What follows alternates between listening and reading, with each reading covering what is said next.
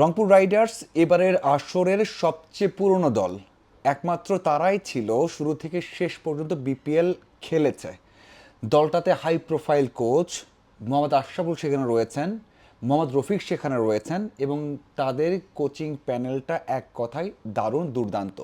দলটা যদি আমরা বলি সেখানেও সব হাইফাই এবং এই দল চ্যাম্পিয়ন হবে না সেটা ভাবাই যেন কষ্টকর বিষয় ছিল, কিন্তু সেই দলটা এমনভাবে হতাশ করলো যেন বাজে একটা দল, খারাপ একটা দল।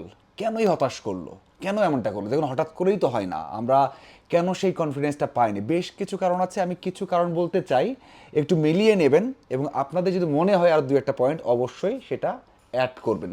প্রথমত আমার কাছে মনে হয়েছে যে এই দলের ব্যাটিং অর্ডারটা অন্য দলের মতো না, মানে যাদের সাথে হেরেছে তাদের সাথে সেই পার্থক্যটা থেকে গেছে। মানে ব্যাটিংয়ে আপনি দেখেন, তাহিদ হৃদয় সবশেষ দুইটা ইনিংসে দারুণ করেছিলেন। দাভিদ মালানকে আমি নিজে জিজ্ঞাসা করেছিলাম যে আপনার ব্যাটিং স্টাইলে চেঞ্জ হলো কি করে, আপনি এত স্লো ব্যাট করছেন কেন? বলেছিলেন যে সবসময় সব বল মারলে হবে না, একটু চেঞ্জ আনতে হয়, উইকেট কন্ডিশন চিন্তা করে খেলতে হয়। এবং দাভিদ মালান একটা ইনিংস ছাড়া মনে হয় না যে কোনো একটা ইনিংস টি-20 সুলভ খেলতে পেরেছেন। মাহমুদুল্লাহ রিয়াদ প্রথম দিকের তিনটা ম্যাচ, মানে একটা সে এক বলে এক রান করতে না পারার পর দুইটা ম্যাচ ভালো করেছেন, একটা ম্যাচ আরও ভালো করেছেন। এই ম্যাচেও একেবারে খারাপ করেছেন তেমনটা নয়, মাহমুদুল্লাহ রিয়াদ ঠিকই করেছেন। কিন্তু লিটন দাস পুরো আসরে 200 রান করেছেন, তার গড় স্ট্রাইক রেট মানে আগের বছরের তুলনায় মানে লিটন সুলভ হয়নি। এবং এই যে বললাম পুরো আসরে রান করেছেন 200, সেখানে 20-এর আশেপাশে তার গড়, স্ট্রাইক রেটটাও আহামরি না।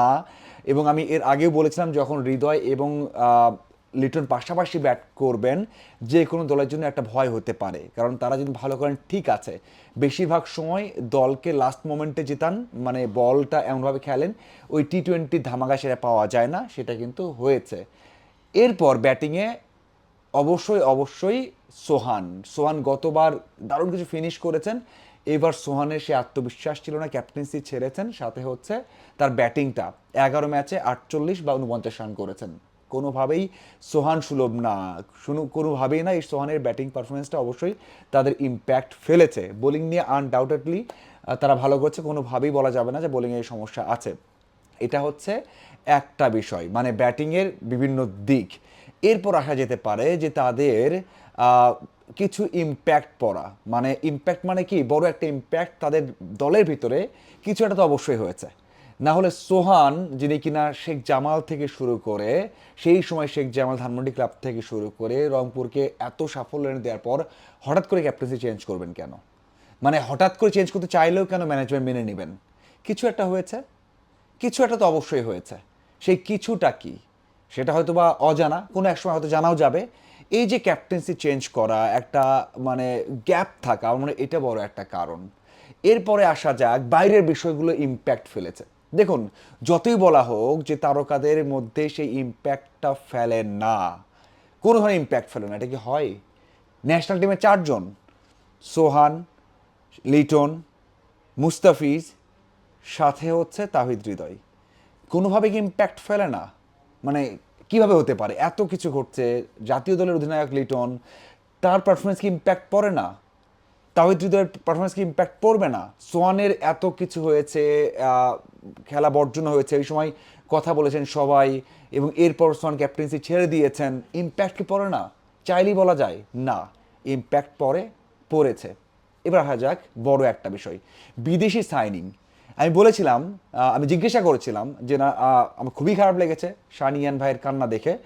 তিনি এই দলটাকে কিভাবে বড় করেছেন বা বড় করতে চেয়েছেন সেটা আমরা জানি, যারা ক্লোজ কাজ করি, যে কান্নাটা করেছেন, মানে গতবারও তো এইভাবে কান্না করেছেন, মানে এইভাবে কান্না করেনি, খারাপ লেগেছে। দলটা বারবার বলেছেন যে রংপুর রাইডার্স আমার সন্তান, সেই সন্তান যখন এভাবে মুখ থুবড়ে পড়ে খারাপ লাগে, বা শেষ মুহূর্তে গিয়ে কিছু অ্যাচিভ করতে পারে না, খারাপ লাগে। সেই খারাপ লাগাটা কিভাবে লেগেছে আমরা শানিয়ানের কান্না দেখেই বুঝতে পেরেছি। অবশ্যই শানিয়ান ভাইয়ের জন্য খারাপ একটা বিষয়। তবে বিদেশি সাইনিংটা হয়নি। আমি ওনাকে জিজ্ঞাসা করেছিলাম বেশ কয়েকদিন আগে, আপনার বিদেশি বড় সাইনিং কি দেখতে পারবো? কারণ আপনি দেখেন সিলেটের সাইনিং, বিলিংস হোক, উওকস হোক, মঈন হোক, ব্রুকস সেখানে, অথবা যে 4 জনই খেলেছেন, কি দারুণ সাইনিং তাদের। তো এর বড় নাম বা ইম্প্যাক্ট ফেলতে আর কে আছে? যারা খেলেছেন আমরা দেখেছি, খুশদিল হোক, ফাহিম আশরাফ হোক, মাল্লান তো শুরু থেকে আমি জিজ্ঞাসাই করেছি, তো এই নামগুলো আসলে ওইভাবে যায়নি, হয়নি এবার।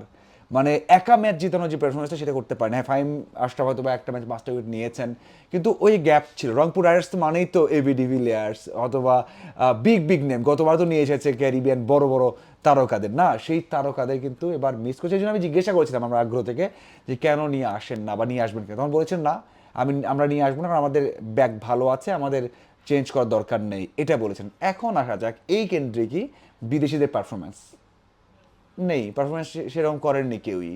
ব্যাটারদের কই, কাইল মায়ার্স কই পারফর্ম করেছেন, কীভাবে পারফর্ম করেছেন? একটা ম্যাচে ভালো করেছেন, কিন্তু ওই পারফরমেন্সটা কই, অলরাউন্ড পারফরমেন্স কই যেটা কিনা করেছেন ফরচুন বরিশালের সময়, সেটা কি দেখতে পেরেছেন? নেই।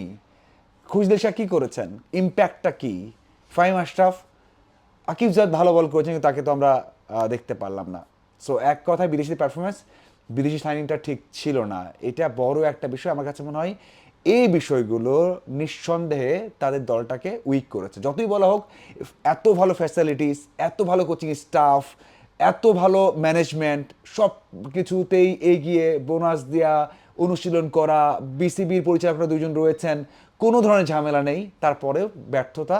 এইসব কারণে আমার মনে হয় সবচেয়ে বেশি ব্যর্থতা, আপনি বলেন যে এতগুলোর মধ্যে যদি একটা বলি বা দুইটা বলি, সেটা হবে ক্যাপ্টেন্সি চেঞ্জ।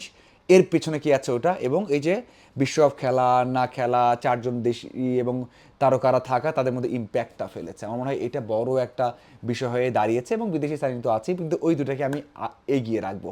আপনাদের কি মনে হয়?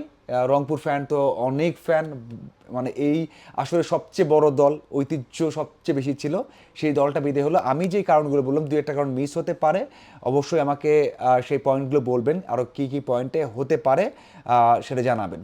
ধন্যবাদ সবাইকে সাথে থাকার জন্য।